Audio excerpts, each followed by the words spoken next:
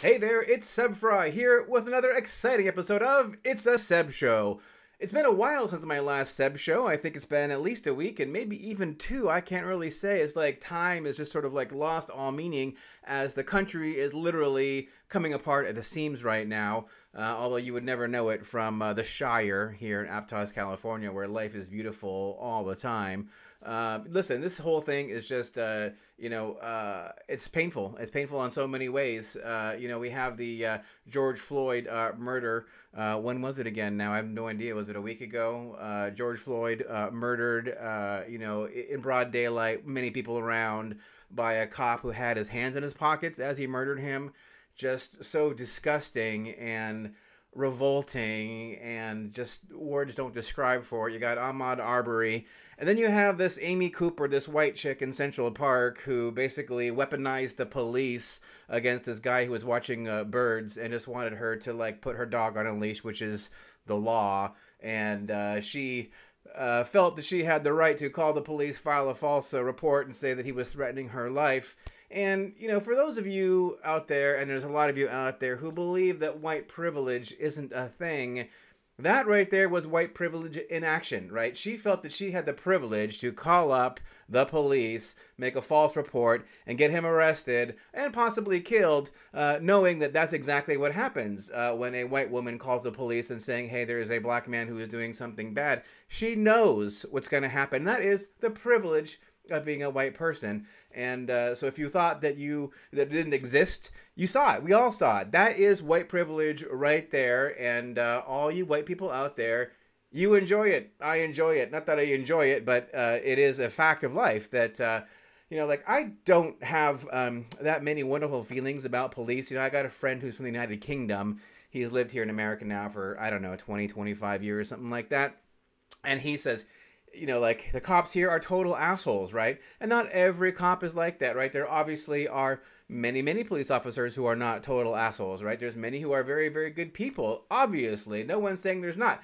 But there's a lot of cops out there who are total fucking asshole jerkwads, murderers, right? They are thugs. If they weren't police, they would probably be criminals, because it's that same kind of asshole alpha male personality type, I guess.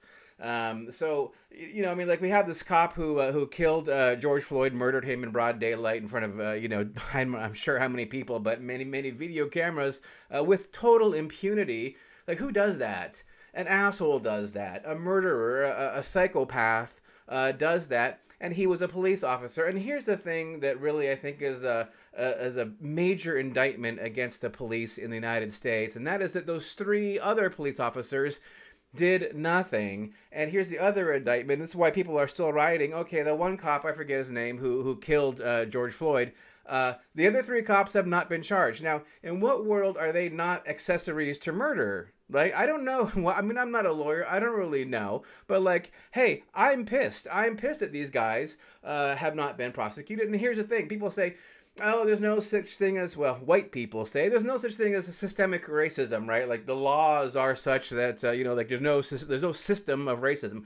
Well, how do you explain, then, these three police officers who were in a position to do something about that, obviously, stood by and did nothing, right? Okay, well, let's put aside those three police officers. Now, what about the police department, the police union, right, who is protecting these three police officers, right? This guy who killed George Floyd had 18 prior citations for whatever, improper, I don't know, but, he had been written up several times for, improper behavior of some sort, right? So we have the institution, the thin blue line, or whatever you want to call it. A lot of cops protect other cops, and they perpetuate this system here, which does in fact oppress black people and brown people and Asian people and white people to a far lesser extent, right? There's no shortage, I think, of instances where you could say that, police have harmed white people, right?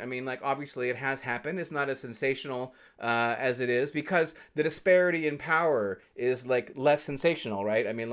A lot of black people are basically disenfranchised, disempowered, right? And, you have police who are abusing their positions of authority But when you have white people, they, generally speaking, are on average less disenfranchised than your average, African American or Latino or whatever. And that's why the outrage when it happens to people like George Floyd is so much greater, I think, than when it happens, which it doesn't actually happen that much to white people, right? But frankly, I mean, like, I don't know of anybody really who's been murdered in such a fashion, any white person, by police. I'm sure it has happened, obviously, right? But the thing is that you have these police who are saying, there's just a few bad apples. Well, I'm not sure how many a few is, but there's obviously plenty of bad apples. There is no shortage of bad apples in the police department, and of course the police union, and of course civilian leadership, and state representatives and senators and governors and mayors and all that, right? I mean, like, it goes up and down the line, and I mean, like, it's funny because I had considered, like, Minneapolis, kind of probably a progressive city. I mean, like, Walter Mondale's from there, right? I mean, like, that's all I know. Never been there before, but I always thought it was kind of a progressive place, but apparently it's not. You have a bunch of people who are progressive on white issues, maybe, but not a lot of people who are progressive on actual, like, structural, social, racial inequality. And that is why I think we have these riots going on, right? People are pissed. People are fed up.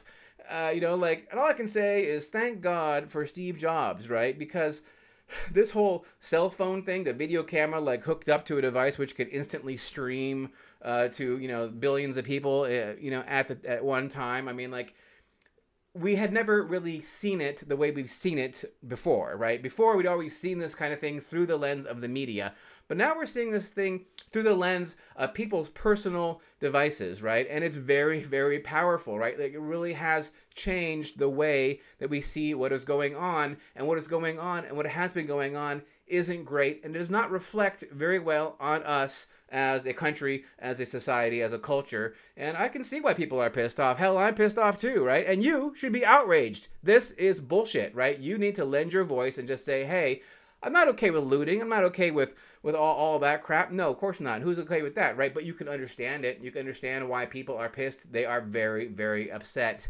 And you should be too. We all should be. And we should be doing something about it. And you know what we should be doing? We should be voting. We should be voting in November, and we should be very careful about who we vote for, right? Because the tone that has been going on in this country for a long time, it is horrific, right? It starts at the top, and it's working its all the way down, and we see it. We see the empowerment of these white supremacist QAnon fuckers, right? I mean, like, the anti-Semitism, which is just, like, sprung back to life, and it's okay to be a Nazi now in America. I'm sorry. This whole thing is just fucking disgusting. So if you're not outraged, you're not paying attention, and I suggest that you do pay a little bit of attention to what is going on right now, because it actually does have the capacity to, take the whole country down, literally, right? I mean, like, this may be, like, the biggest crisis America has ever faced, and unfortunately, maybe, I don't know, I'm not a historian, right? I'm just saying it looks to me like in my lifetime, I was born in 1971, this is the biggest crisis I think that we faced, and the leadership is not there, and we need to make sure that we have the right leaders in place. I don't know that Joe Biden is the right leader, right? The guy is basically a turn-up, so far as I can tell, right? I'm not sure what his actual mental capacity is now or has ever been, but it doesn't really matter because you're voting for a brand. And the brand I don't want the Trump brand anymore. Enough of this shit. Let's get fucking the country working again, okay? Let's all pull together and fix some shit. All right? Okay, well, that's it for this episode of Seb Frey TV. I hope you have enjoyed watching it. I'd love to know your thoughts on it. A comment, a share, a thumbs up, whatever would be super sweet. All right, that is it for this profanity-laden episode of Seb Frey TV. I hope you have enjoyed it, and I will have another episode up again one of these days.